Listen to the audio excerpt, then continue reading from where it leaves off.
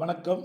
பொன்மனச்செம்மல் புரட்சித் தலைவர் எம்ஜிஆர் அவர்களையும் இதயம் புரட்சித் தலைவி அம்மா அவர்களையும் வணங்கி, தம்பிகளே தங்கைகளே, முதல் முறையாக வாக்களிக்க போகும் இளம் வாக்காளர் தங்கங்களே, வரும் 23ஆம் தேதி வியாழக்கிழமை நாம் அனைவரும் தமிழ்நாடு சட்டப்பேரவை தேர்தலுக்காக வாக்களிக்க வேண்டும். இது நம் அனைவரின் ஜனநாயக கடமையாகும். நீங்கள் வாக்களிக்க போகும்போது ஒரு நிமிடம் சிந்தியுங்கள். ஒரு கல்லூரியில் சேருவதற்கு முன் அக்கல்லூரியின் தரத்தையும் அதன் கட்டமைப்புகளையும் ஆசிரியர் பெருமக்களையும் நன்கு ஆராய்ந்த பின் நீங்கள் கல்லூரியில் சேர்ந்திருப்பீர்கள். அப்படிப்பட்ட திறமைமிக்க இளைஞர்கள் உங்களுக்கான அரசை தேர்ந்தெடுக்கும் போது எவ்வளவு முக்கியம் என்பதை உணர வேண்டும். உங்கள் ஒருவரின் வாக்கு உங்களுக்கும் உங்கள் பின்வரும் தலைமுறையினருக்கும் சேர்ந்து போடும் வாக்கு என்பதை நினைவில் கொள்ளுங்கள். நீங்கள் தவறானவர்களை தேர்ந்தெடுத்தால் அது உங்களை மட்டுமல்ல, அடுத்த தலைமுறையும் சீரழித்துவிடும்.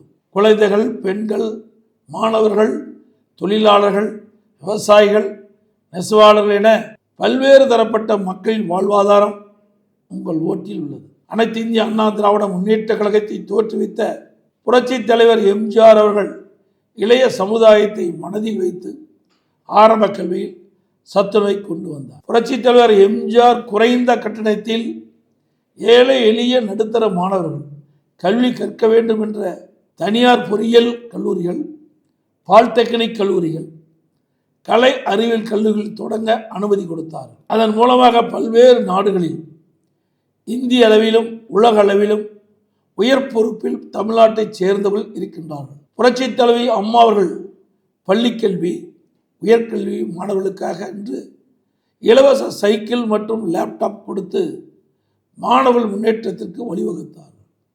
அதுதான் நம் அண்ணா திராவிட முன்னேற்ற கழகம் அந்த தலைவர்களை பின்பற்றி அம்மாவின் ஆட்சியில்தான் ஆரம்ப கல்வியில் பல்வேறு கட்டமைப்புகளை உருவாக்கினர். உயர்கல்வியில் 11 மருத்துவக் கல்லூரி மருத்துவமனைகள், 7 சட்டக்கல்லூரிகள், 67 கலை மற்றும் அறிவியல் கல்லூரிகள், 21 பாலிடெக்னிக் கல்லூரிகள், 4 வேளாண்மை கல்லூரிகள், 4 பொறியியல் கல்லூரிகள் என 5 கால்நடை மற்றும் அறிவியல் உயர்கல்வியில் ஏறத்தாழ 51.4% இலக்கை 2019-20ஆம் ஆண்டே அடைந்துவிட்டோம். கொரோனா காலத்தில் அனைத்து கல்வி நிறுவனங்களும் மூடப்பட்டு இருந்தது. பள்ளி மாணவர்களுக்கு ஆல் பாஸ் போட்டோம். கல்லூரி மாணவர்களுக்கு ஆன்லைனில் வகுப்பு, ஆன்லைனில் எக்ஸாம் நடத்தினோம். தற்போதைய திராவிட முன்னேற்ற கழக ஆட்சியில் கடந்த 5 ஆண்டுகளில் பள்ளிக்கல்வித்துறை சீரழிந்து விட்டது.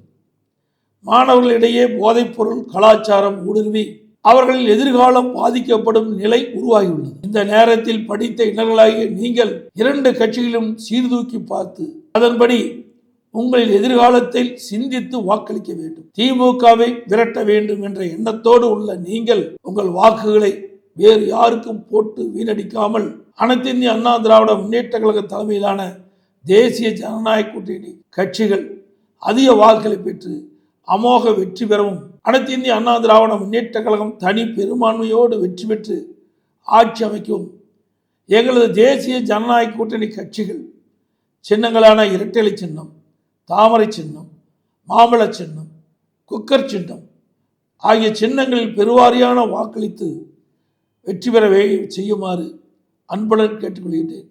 நன்றி, வணக்கம்.